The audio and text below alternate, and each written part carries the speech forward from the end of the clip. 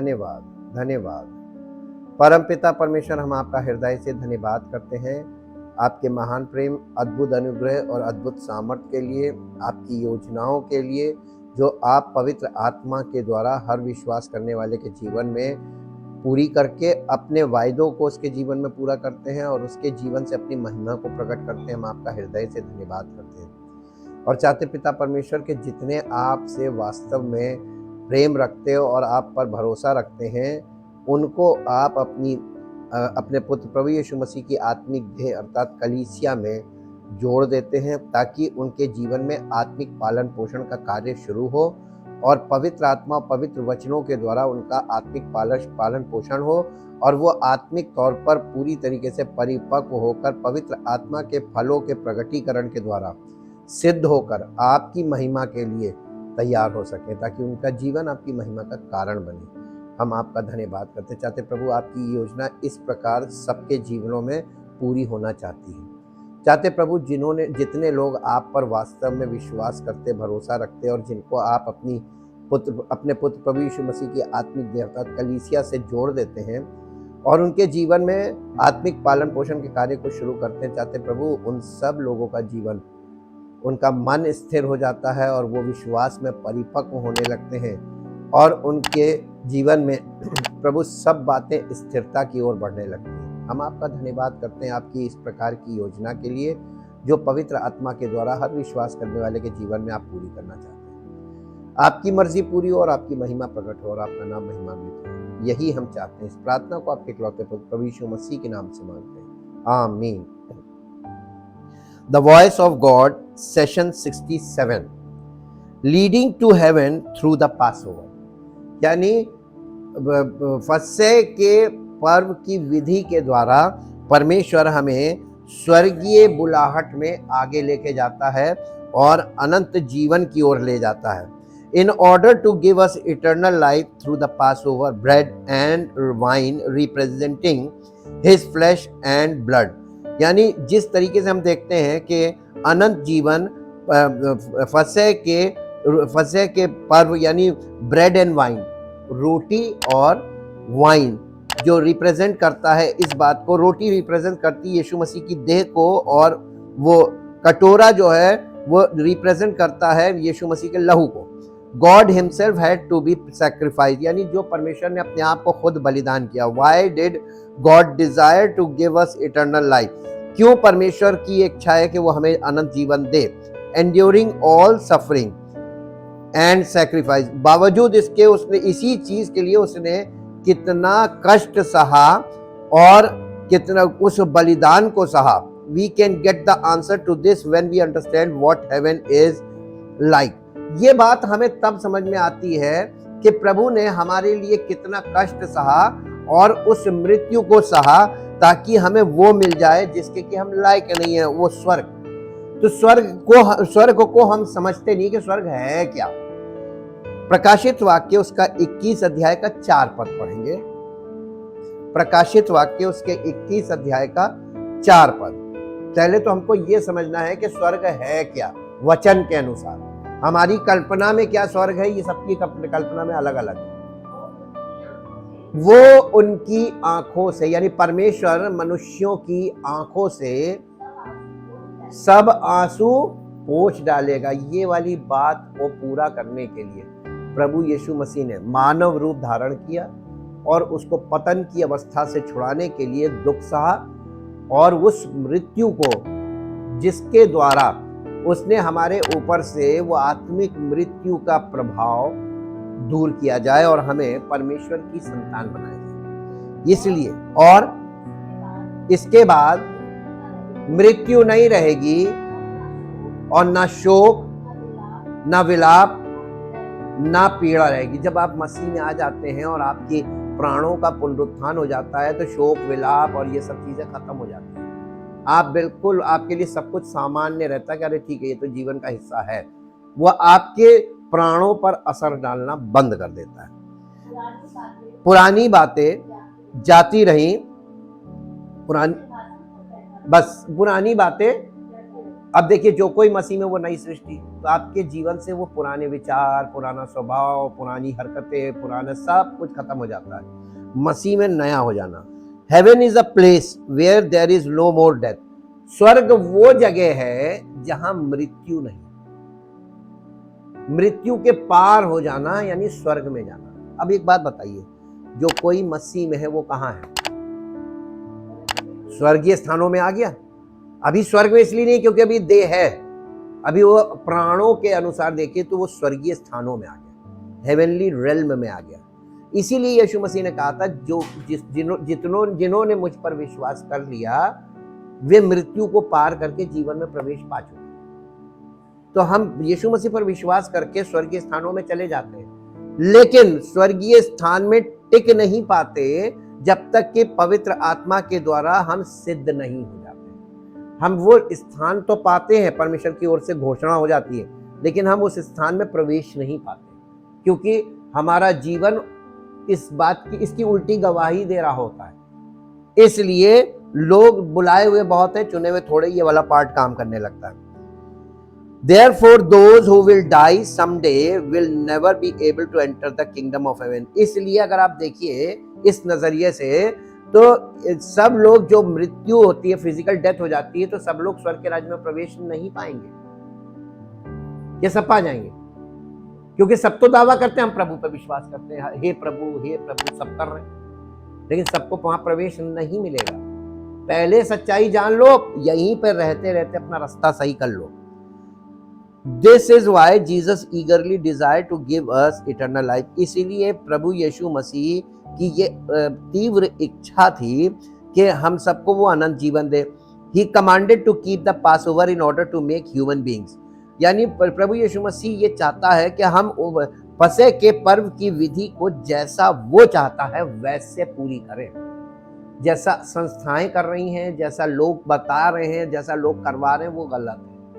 Human perspective से इस काम को नहीं करना है, इसे करना है the perspective of Jesus Christ, Yeshu Masih के नजरिए से।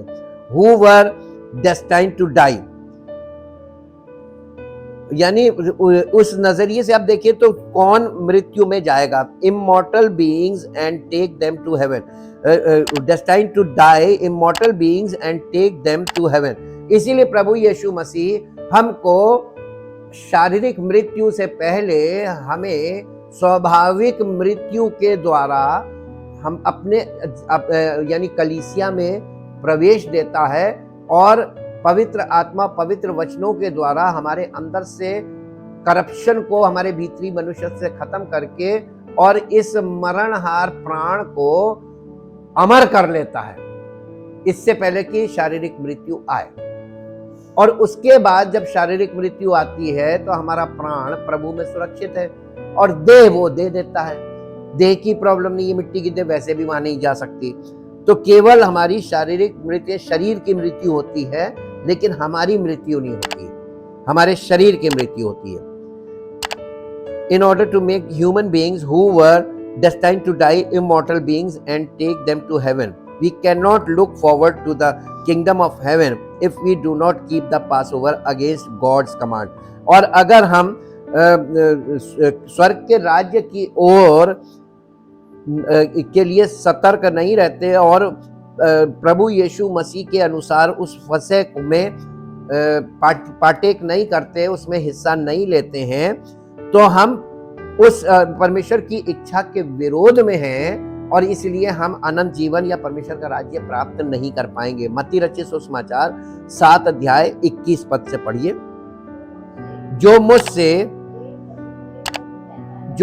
जो कोई मुझसे हे प्रभु कहता है, उनमें से हर एक स्वर्ग के राज्य में कौन नहीं प्रवेश करेगा? हर एक प्रवेश नहीं करेगा जो प्रभु प्रभु कर रहा है। आगे पढ़िए। परंतु केवल वही जो मेरे स्वर्गीय पिता की इच्छा पर, आज जो स्वर्गीय पिता की इच्छा पर चल रहा है, वही वहां पे उस दिन प्रवेश पाएगा। और बाकी सब बुलाए हुए तो बहुत है, चुने हुए थोड़े। वो तो कहेगा कि वचन तुमने ठीक से समझा नहीं, लिखा सब कुछ था, तुम सही जगह गए नहीं कि तुम्हें सच्चाई पता चले। जी, उस दिन बहुत से लोग, यीशु मसीह पहले से बता रहा है कि क्या होगा उस दिन, यानी जब यीशु मसीह की सेकंड कमिंग होगी, वो आएगा।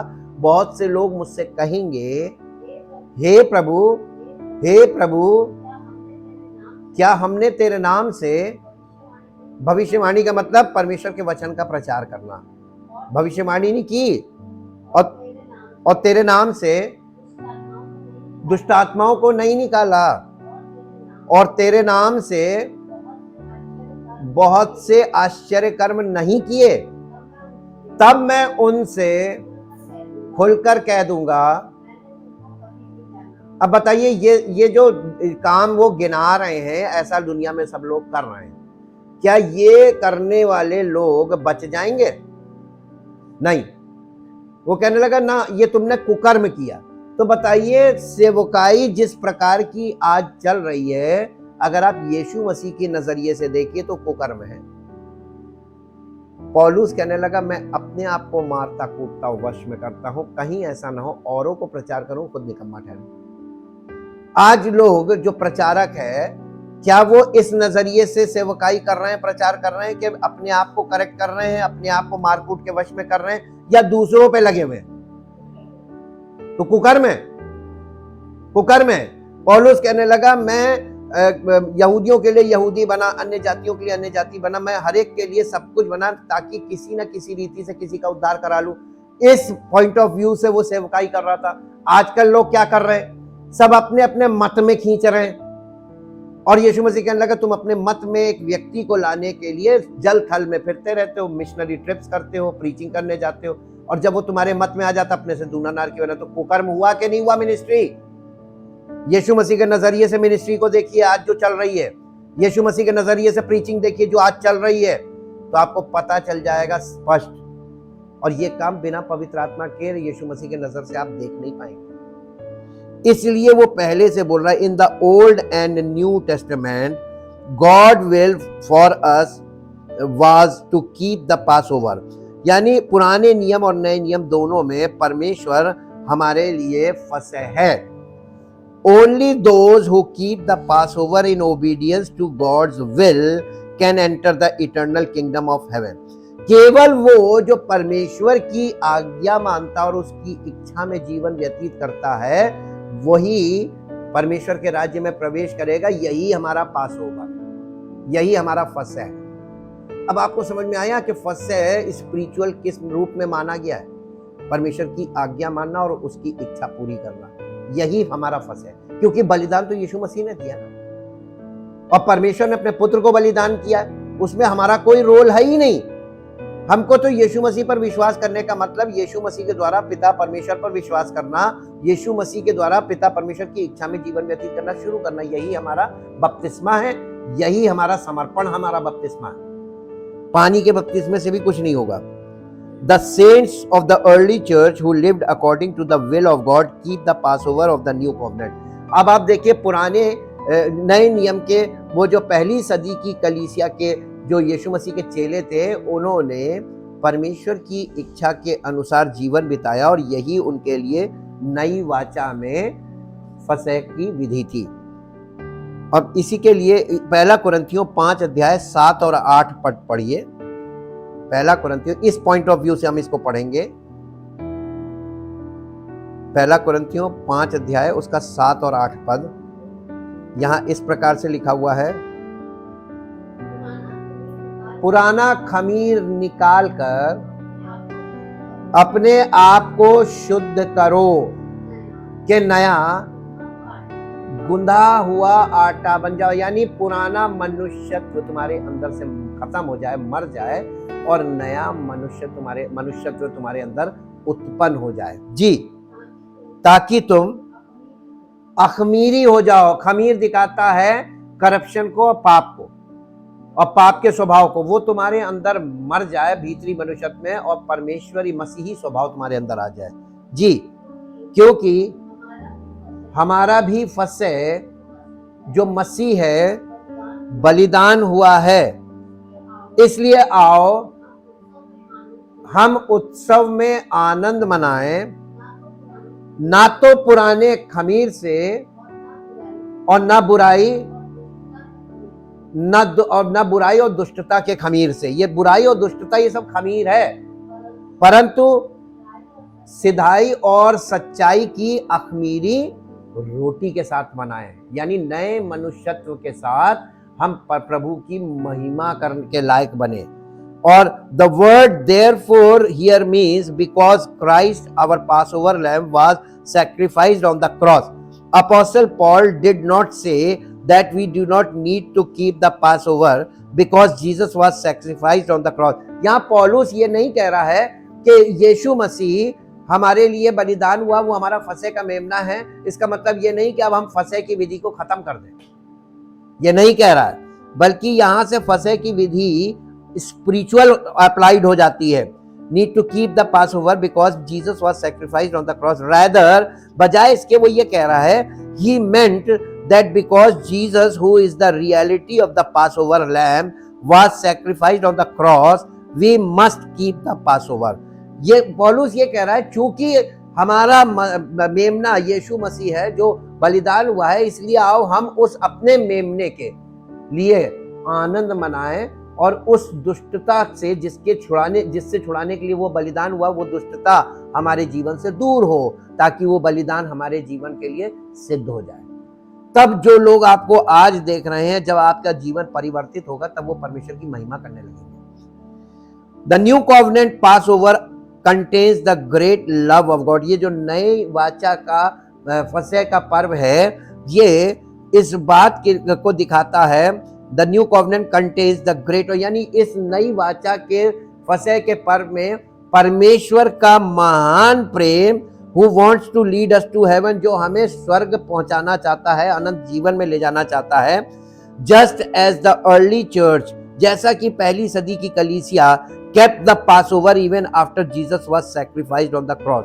यीशु मसीह के बलिदान के बाद भी पहली सदी की कलीसिया किस प्रकार से इस फसह की विधि को मानती थी। Just as the early church kept the Passover even after Jesus was sacrificed on the cross, we must keep the Passover of the new covenant in this age too।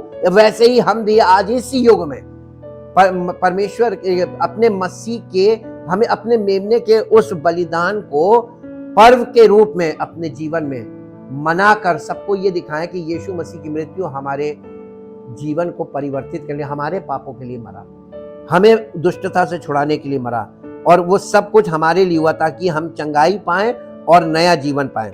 If we want to live a true life of faith, इसलिए अगर हम यानी विश्वास के जीवन को सच्चाई से जिए, true life of faith, and achieve the salvation of our soul, और अपने उस उद्धार को, जो हमारे प्राणों का उद्धार, उसे प्राप्त कर लें। इसलिए ये फसह की विधि बहुत आवश्यक है। आपने इस चीज में देखा स्टडी में कि इसमें ना प्रार्थना आई है, जो चीजें चल रही हैं आज कलीसियाओं में उसमें से एक भी चीज नहीं आई है। आपके किए से आपको उद्धार नहीं मिलता हुआ दिखाई दे रहा है। सब कुछ उद्धारकर्ता के द्वारा पूरा किया जा रहा है, ये दिखाई दे रहा है। फसह की विधि का सीधा सीधा मतलब ये है कि यीशु मसीह अपने चेलों के साथ फसह का भोज कर रहा था। This is the fellowship of Jesus Christ with on the table, यानी मेज पर यीशु मसीह के साथ भोजन में शामिल होना। ये दिखाता, लास्ट सपर की पिक्चर में आप देखेंगे तो उसमें चेलों के साथ यीशु मसीह भोज कर रहे हैं, और भोज का मतलब होता है आनंद मनाना, उत्सव मनाना।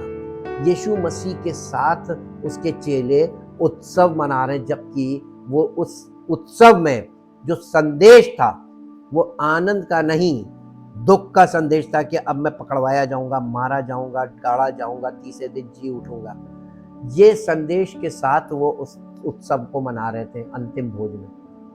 और चेलों को केवल माइंड में ये था कि उन्होंने अपने प्रभु के साथ अंतिम भोज किया और उसने क्या क्या बोला उनके ऊपर से निकल गया।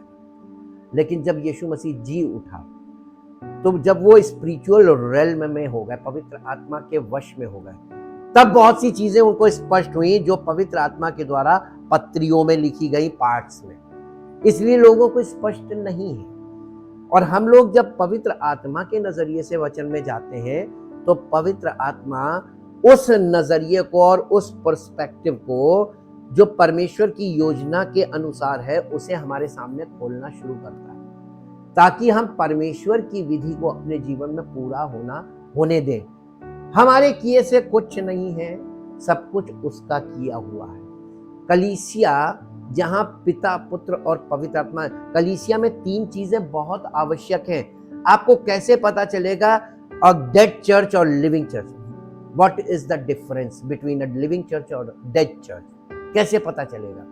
आपको केवल 3 चीजों का ध्यान रखना है। लिविंग चर्च, जहां जीवित कलीसिया का मतलब है जहां पिता का प्रेम, प्रभु यीशु मसीह का अनुग्रह और पवित्र आत्मा की उपस्थिति और सहभागिता का अनुभव आपको मिले जाने से, that is the living church. और जहां पर आपको पिता का प्रेम नहीं दिख रहा है, प्रभु यीशु मसीह का अनुग्रह नहीं दिख रहा, पवित्र आत्मा की उपस्थिति और उसकी सहभागिता नहीं दिख रही है, वो डेड चर्च है। आपको बस इतना अंडरस्टैंड करना है कि जिस कलीसिया को आप बिलोंग करते हैं वो लिविंग और डेड है। और लिविंग कलीसिया की दूसरी सबसे प्रमुख बात है कि उसमें जो सेवक काम कर रहा होगा वो जीवित बलिदान बन के काम कर रहा होगा, वो स्वयं जीवित बलिदान होगा। और जीवित बलिदान के द्वारा ही प्रभु की महिमा, नई वाचा के सेवक का मतलब जिसने अपने आप को जीवित बलिदान कर दिया और उसका जीवन पवित्र आत्मा के उद्देश्य को पूरा करने के लिए है। इसी बात को पौलुस ने 2 कुरिन्थियों 3 अध्याय में बोला था। और जहां इस प्रकार का सेवक होगा वहां पवित्र आत्मा कलीसिया के लोगों को जीवित पत्री बनाने का काम करेगा वचन की शिक्षा के द्वारा। और आत्मा के सेवक और शब्द के सेवक का अंतर आपको समझ में आने लगेगा। Thank you, thank you, thank you Lord. परमपिता परमेश्वर, हम आपका हृदय से धन्यवाद करते हैं आपकी योजनाओं के लिए। इन योजनाओं को प्रभु आपने अपनी आत्मा के द्वारा प्रकट करना पसंद किया और अपनी आत्मा के द्वारा ही प्रकट किया, ताकि जो कोई बॉर्न अगेन हो और पवित्र आत्मा का अभिषेक प्राप्त करे, उसके जीवन में इन सब बातों के लिए पर्दा उठना शुरू हो। और आपने अपने सेवकों को नियुक्त किया और नियुक्त किए हुए सेवकों के द्वारा आप जब काम करते हैं तो आपकी कलीसिया बनती है। लेकिन अगर कोई भी व्यक्ति खड़े होकर कुछ भी करने लगता है, वो मसीह की कलीसिया नहीं है। हम इस बात को समझें, सीखें और जानें, ताकि प्रभु आपकी भेड़ें जो आपकी हैं वो आपका शब्द पहचाने, आपके पीछे चले, आपको फॉलो करें और किसी पराये के पीछे ना जाएं, ताकि प्रभु उन भेड़ों के जीवन से आपकी महिमा प्रकट हो, आपके वायदे पूरे हों और आपका दावा उनके जीवन में सिद्ध हो और आपकी महिमा प्रकट हो। सारी महिमा आपको मिले। प्रभु, हम आपसे विनती करते हैं कि आपकी भेड़ें वाकई में पराये के पीछे नहीं जा सकती। आपका वादा बिल्कुल सच्चा है और सही है। और जो आपकी भेड़ें नहीं है वो आपके पीछे चलेंगी नहीं, वो जाएंगी अपने मन की इच्छा के अनुसार वहीं जहां उनको अच्छा लगता है। लेकिन आपकी भेड़ें आपके पीछे इसलिए चलेंगी क्योंकि वो अपनी इच्छा पूरी करने के लिए कलीसिया में नहीं आई, बल्कि परमेश्वर की इच्छा में समर्पित होने के लिए आई। चाहते प्रभु आपकी मर्जी हर एक विश्वास करने वाले में सिद्ध हो और उनके जीवन से आपकी महिमा प्रकट हो, ताकि आपका नाम महिमा पाए। धन्यवाद के साथ इस प्रार्थना को आपके इकलौते पुत्र प्रभु यीशु मसीह के नाम से मांगते हैं, आमीन। Praise the Lord. परमेश्वर आपको आशीष